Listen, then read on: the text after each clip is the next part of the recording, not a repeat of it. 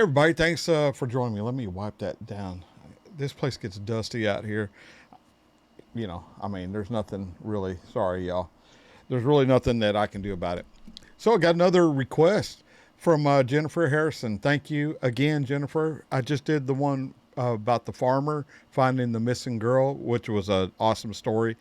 And you say this was another nice Aussie story, this time about rescued kangaroos, probably our most loved and recognized native animal. Yeah, you're probably right. I can't think of a place on the globe that doesn't know about y'all's kangaroos and all the cartoons that's been made of them and pillows and things of that nature. My even my 15-month old, 16-month-old granddaughter now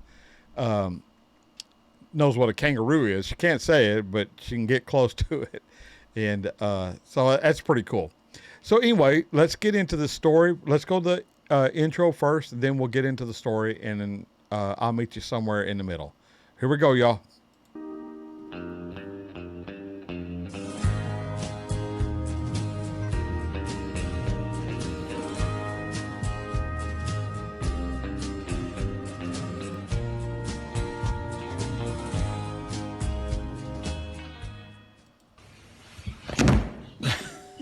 No, you are a Wally. Did you just fall off the couch? Rufus the kangaroo, the one who found a couch and a family. Good Lord, look at that. So he's got his little spot right there. Not all kangaroos dream of open plains and wild freedom. Some, like Rufus, only long for a warm couch, a quiet evening, and the comfort of a family.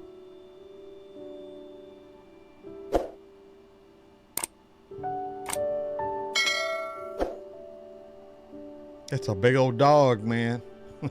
Rufus lives with us in South Australia at our small nonprofit wildlife sanctuary called the Big Street Bag.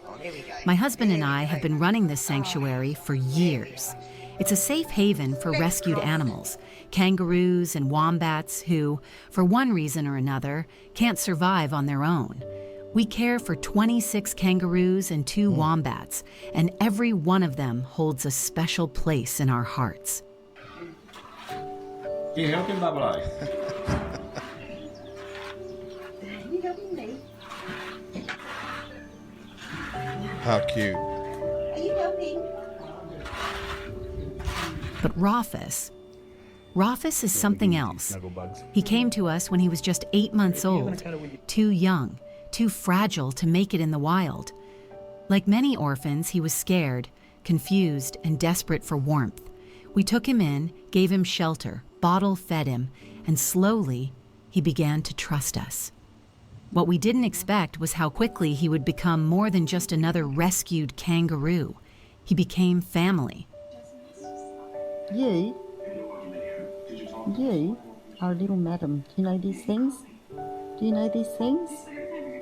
You are. You're just a little princess, you are. Hey? Do you like that blanket, Willow? It started with the couch. At first, Rufus would watch it from a distance, curious, cautious. Then one day, we let him hop up. He climbed onto the leather couch, curled up like he'd done it his whole life, and sighed the deepest sigh of comfort we'd ever heard from a kangaroo. From that moment on, the couch became his sacred place. Are you going to say a Happy New Year's to everybody? Hey, buddy? Would you like... So, from us all here at Pumpkin Patch Kangaroo Sanctuary, we wish you guys Now, every evening like clockwork, Rufus hops up to our back door. He waits patiently, never scratches or rushes, just waits until one of us lets him in. Then he heads straight to the living room, climbs onto the couch, and settles in for the night.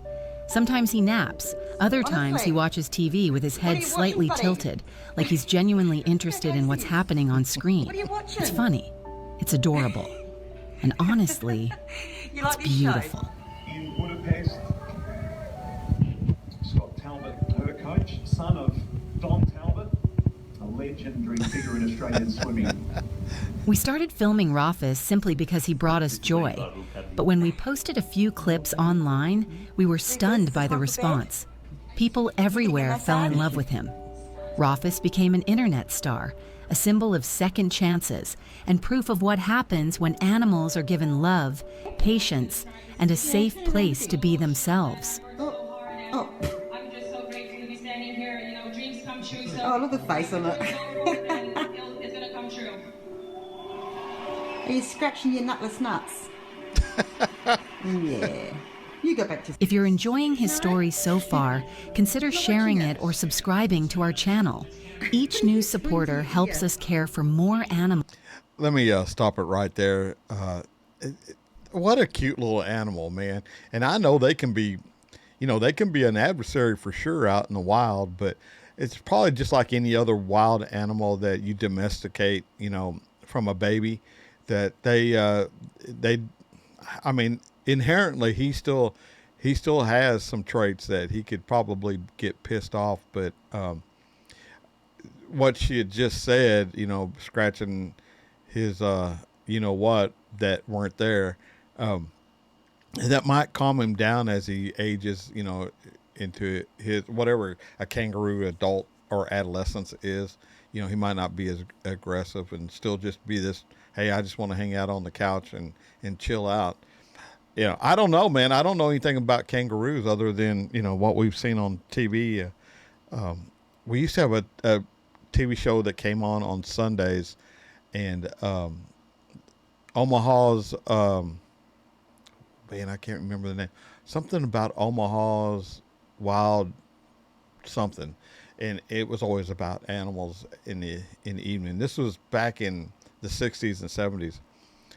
So yeah, it had something to do, man, I'm lying to you now. But anyway, that's all I know about a kangaroo is what I've seen on TV. Y'all probably, live closer to it. I imagine those of you down there who live in the cities, you probably don't see that many either. You probably no different than we are up here in Texas. But those who travel to the outback and then, places like that, they probably can see them in the wild. And I wouldn't want to go around them, though. Here, let's get back to it. Animals like Rufus and continue giving them the lives they deserve. Look. This is how I get him up and get him moving. Come underneath. Yep. Yeah, there we go. All right. Okay. I accept All it. right. I've got to go out. It's bedtime, all right. Come on, Understand. boy. Some people ask why we don't release our animals back into the wild. It's a fair question, and the answer isn't just emotional, it's legal.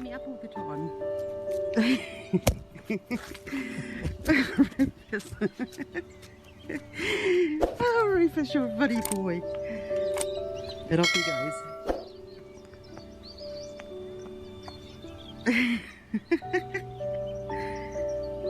Here in South Australia, it's illegal to release rescued kangaroos into the wild unless you know exactly where they were found. This protects the genetic diversity of wild populations and prevents the spread of disease.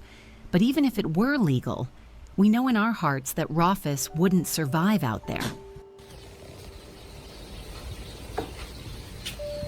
These beautiful animals, I tell you. The kangaroos, we are so lucky to have such a beautiful, unique animal. And this is Gromit. And Gromit, you just love to be cuddles, don't you? Hey, you're such a beautiful, gentle boy. Mm? He isn't wild anymore. His herd is no longer kangaroos in the bush. It's us. Yeah.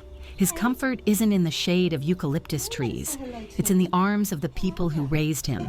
His sanctuary is this home, this life. And his couch, that's his throne. In a kissy, cuddly mood, aren't you? Hey, Ruthie. Hey, cheeky chops. Oh, what you doing? I'm just gonna have a little bit of a scratch. We've built a large outdoor enclosure for all our animals, shaded, secure, with fresh food and water. It gives them the freedom to roam, to rest, to just be. Many of our kangaroos spend most of their time outside, occasionally stopping in for a cuddle or a snack. But not Rufus. He always returns to the house, always returns to the couch, always returns to us. What's that? What's that? Is that your bottle? Ain't doing yourself. The cup's hot. It's heating up for you. We lovingly call our sanctuary the Big Street Bag, a playful name inspired by the pouch of a mother kangaroo. Because just like that pouch, we try to give every animal here warmth, comfort, and protection, a second chance at life. Hey, tidies. Oh, oh, Rufus, you're just so cute. On days like Kangaroo Day, we're reminded of just how far Rufus has come. From a tiny lost Joey to a happy, relaxed soul who knows what it feels like to be truly safe. I could blow the candles out for you because, you know, you're really a kangaroo. Yeah. You know Yeah, you can go get off the couch, Steve. Years old. If his story moved you, please like, comment, and subscribe. Your voice helps us share stories like Rufus's with the world, and your support helps us continue giving these animals the love and care they need. And if you're thinking of adopting or rescuing a wild or exotic animal, please do your research, talk to experts, understand their needs, their challenges, and their emotional worlds. Because giving them love isn't enough. Giving them the right love makes all the difference. Excuse me. Oh, my goodness. Rufus found that love. He found his family. And every night when he gently taps on the back door, we are reminded that trust, true trust from an animal who once had nothing, is the most powerful gift of all. That was like Jennifer said, that is another nice Aussie story.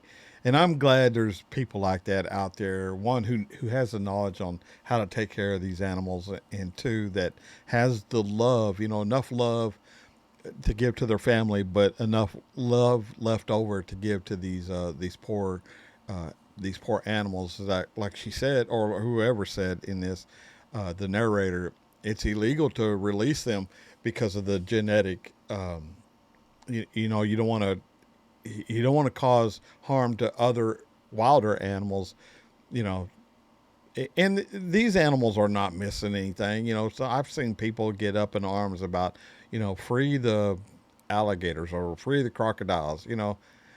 Those animals don't care. They're getting fed. That's all they care about, is where their next meal is.